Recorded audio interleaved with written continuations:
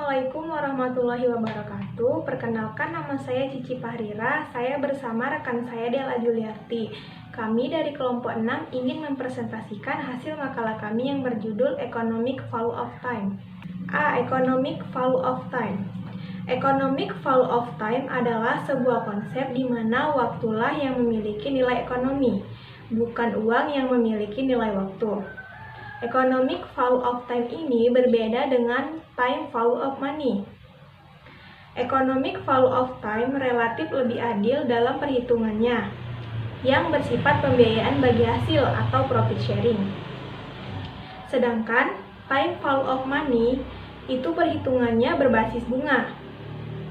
Konsep bagi hasil atau profit sharing berdampak pada tingkat nisbah yang menjadi perjanjian kontrak dua belah pihak. Contohnya, setiap orang memiliki nilai waktu yang berbeda-beda dari sisi kualitasnya. Jadi, faktor yang menentukan nilai waktu adalah bagaimana seseorang memanfaatkan waktu itu. Semakin efektif dan efisien, maka akan semakin tinggi nilai ekonominya. Selanjutnya, akan dibacakan oleh Della Juliarti. B. Perubahan endowment point dan dampaknya terhadap permintaan. Endowment point ditentukan oleh berapa besar current income dan berapa besar future income. Oleh karena itu, setiap perubahan pada current dan future income akan mengubah endowment point. Endowment point ditentukan oleh beberapa besar current income dan beberapa besar future income. Oleh karena itu, setiap perubahan pada current income atau setiap perubahan pada future income atau setiap perubahan pada current dan future income akan mengubah endowment point.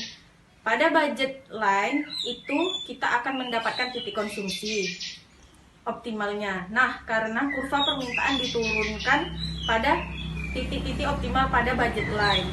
1. Perubahan dalam current income. 2. Perubahan dalam future income. Yang C yaitu value versus profitability. Value atau nilai dianggap sebagai hal yang paling penting karena dari sini semua hal bermula. Penerapan corporate value atau nilai perusahaan sebagai bagian dari corporate strategi kian menjadi kebutuhan dari waktu ke waktu. Sebuah corporate strategi yang sangat canggih sekalipun akan mengalami kegagalan tanpa adanya tuntunan berapa pedoman tata nilai. Dalam menciptakan daya saing serta nilai-nilai sosial, perusahaan harus memiliki nilai perusahaan yang jelas dan kuat. Nilai merupakan hal yang paling penting dalam proses pengambilan keputusan. Dengan demikian, tata nilai perusahaan sangat strategis bagi peningkatan kinerja perusahaan. Nilai perusahaan atau corporate value adalah nilai-nilai dalam perusahaan yang dapat memotivasi karyawan guna mencapai tujuan perusahaan.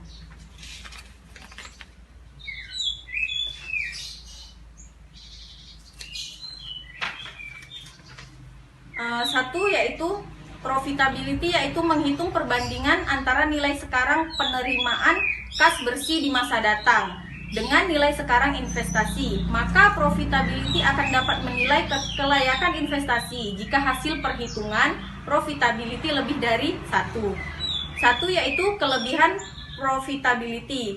Profitability memberikan informasi presentase arus kas di masa mendatang dengan aliran kas awal.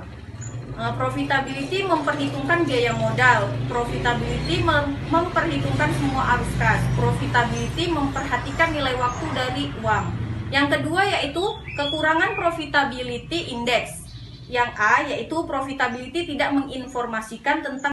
Yang kedua yaitu kekurangan profitability index.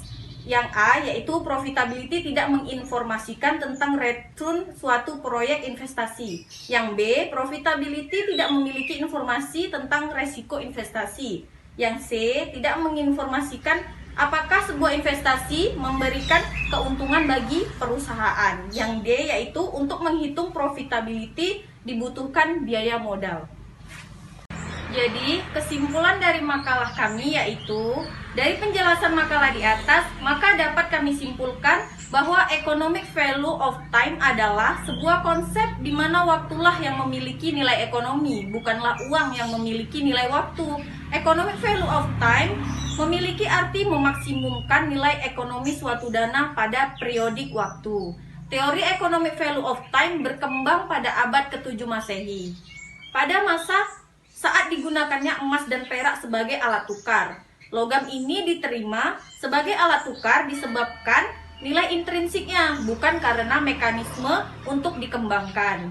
Sehingga hubungan debitur dan kreditur yang muncul bukan karena akibat transaksi secara langsung, namun jelas merupakan transaksi permintaan uang.